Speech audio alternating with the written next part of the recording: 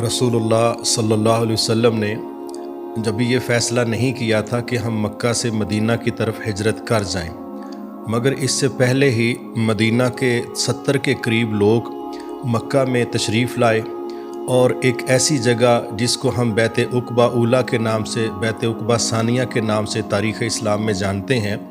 इस टाइटल से नबी सल्लल्लाहु अलैहि वसल्लम के साथ मदीना के वो 70 लोगों की मुलाकात हुई। नबी सल्लल्लाहु अलैहि वसल्लम के चचा भी आपके साथ थे, जो अगरचे अभी तक तो उन्होंने इस्लाम कबूल नहीं किया था, लेकिन हर वक्त हर तरह वो आपका साथ देते थे। तो अहले मदीना ने नबी सल्लल्लाहु अलैहि वसल्लम को पेशकश की कि आप ऐसा कीजिए कि आप मक्का से हिजरत करके मदीना तशरीफ़ ले आएँ।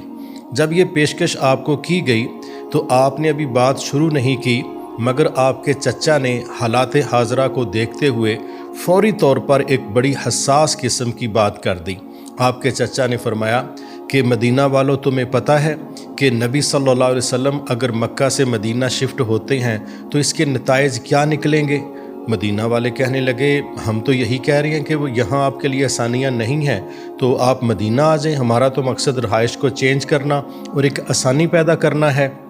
मगर आपके चचा ने हालात की नज़ाकत को देखते हुए बड़ी हकीकत पर मबनी एक सच्ची पेशीनगोई की। आपने कहा, अगर ये मदीना शिफ्ट हो गए तो तुम्हें वर्ल्ड वार का सामना करना पड़ेगा। वर्ल्ड वार लफ्ज़ मैं अपनी तरफ से इस्तेमाल कर रहा हूँ, क्योंकि आपके चचा ने कहा था कि आपको पूरी दुनिया से जंग लड़नी पड़ेगी। अब पूरी दुनिया से जंग लड़ने से मुराद साफ सीधा ये है कि सिर्फ मदीना के अंदर से मुज़ाहमत का मामला नहीं, मदीना के बाहर से भी हर तरह के लोग जो हैं वो मदीना के ख़िलाफ़ हो सकते हैं। अब जब आपने ये बात अभी की तो इसके फ़ौरी बाद नबी सल्लल्लाहु अलैहि वसल्लम हमेशा, हालांकि आपने लोगों को हौसला ही दिया, मगर इस मौके पर आपने इससे आगे बढ़ के एक बात कह दी। आपने कहा, तुम लोगों को मेरी ऐसे ही हिफाजत करना पड़ेगी जिस तरह अपने अहलो अयाल की तलवार के साथ हिफाजत करते हो, गोया उसमें कत्ल हुआ भी जाता है, कत्ल किया भी जाता है। अब ये जो सिचुएशन नबी सल्लल्लाहु अलैहि वसल्लम ने जब वहाँ पर पेश की,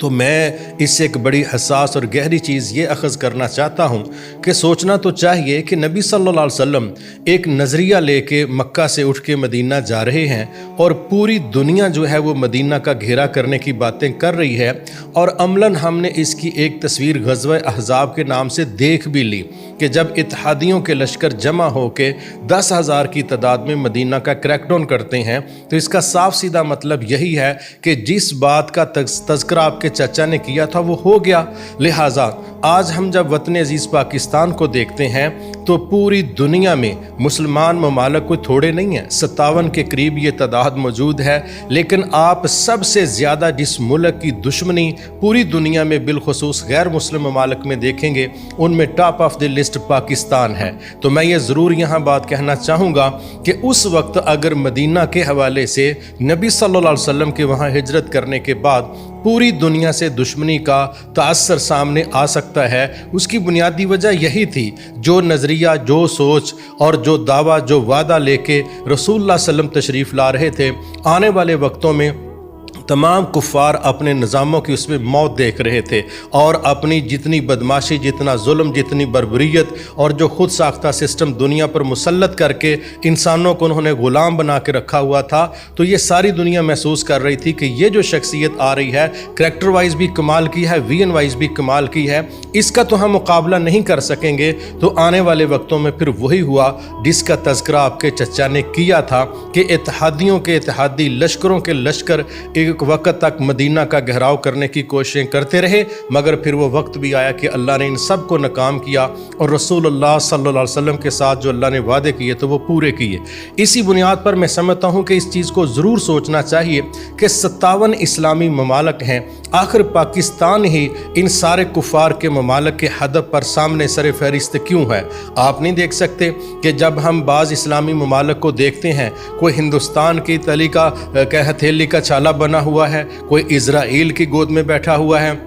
کوئی امریکہ کے لیے بڑا کمال کا ہے، کوئی کسی ملک کے لیے، تو دیکھنے میں یہی آتا ہے کہ بنیادی طور پر پاکستان وہ واحد ملک ہے کہ جس کے مد مقابل ہم درجنوں ممالک کو ڈائریکٹ انڈائریکٹ ٹکر پر دیکھتے ہیں۔ اس میں آپ کیا سمجھتے ہیں؟ میں ایک تو اس میں خیر کی بات یہ سمجھتا ہوں، بلا مبالغہ یہ بات مان جانی چاہیے کہ جس طرح مدینہ کو اللہ رب العزت نے اپنے خصوصی فضل سے ایک نظریے کی بنیاد پر پروموٹ کیا تھا، اس کی بنیاد بھی لا الہ الا اللہ محمد الرسول اللہ صلی اللہ علیہ وسلم تھی، بالکل اسی طرح وطن عزیز پاکستان کی بنیاد بھی اسی نعرے پر رکھی گئی، اور ساری دنیا کو پتہ ہے کہ پہلے ان سب نے کوششیں کی۔ مثال کے طور پہ برطانیہ نے بھرپور کوشش کی کہ یہ ملک مارز وجود میں آئے ہی نہ، اور اگر آئے تو اتنا معذور کر دیا جائے کہ یہ آنے والے وقتوں میں معذرت کر کے معافی مانگ کے دوبارہ ہندوستان کا حصہ بن جائے۔ اس کے لیے یہود حنود نے اور نصارہ نے سب نے مل کے جتنی بھی کوششیں کی، مگر میرے رب نے ان سب کو فیل کیا،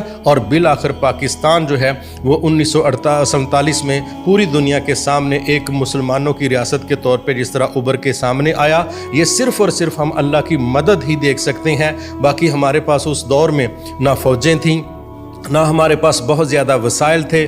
قیادت البتہ کمال کی تھی، اور سوچ اور نیت بڑی خالص تھی۔ اس کا یہ نتیجہ نکلا کہ اللہ تعالیٰ نے یہود و نصارہ کو بھی اور حنود کو بھی، ان سب کو اللہ تعالیٰ نے ذلیل و رسوا بھی کیا، ناکام بھی کیا، اور پاکستان مارز وجود میں آ گیا۔ چونکہ اس کی بنیاد لا الہ الا اللہ پر تھی، جتنی مرضی کسی نے اس کے راستے کی رکاوٹ بننے کی کوشش کی، آج ہم سمجھتے ہیں کہ اگر پوری دنیا میں سب سے زیادہ دشمنی پاکستان فیس کر رہا ہے، روزانہ اپنی لاشیں اٹھا رہا ہے، پراکسی وار کو مسلسل فیس کر رہا ہے، کم از کم 40 سال سے مسلسل پاکستان حالت جنگ میں ہے، اور اندر اور باہر سے اس پر مسلسل حملے ہو رہے ہیں، تو میں یہ بالکل اطمینان سے کہہ سکتا ہوں کہ پاکستان کے دشمنوں کی جو تعداد اور ان کے عزائم، اس کو سامنے رکھ کے ہم آسانی کے ساتھ یہ چیز انالیسس کر سکتے ہیں کہ آنے والے وقتوں میں انشاءاللہ پاکستان ان تمام لوگوں کے لیے بڑی خوفناک چیز بننے جا رہا ہے، اور انشاءاللہ یہ پاکستان صرف ذاتی طور پہ نہیں، یہ امت کو جس طریقے سے لیڈ کرے گا، جس طریقے سے مضبوط کرے گا، اور ایک زبردست اتحاد کی صورت میں آنے والے وقتوں میں انشاءاللہ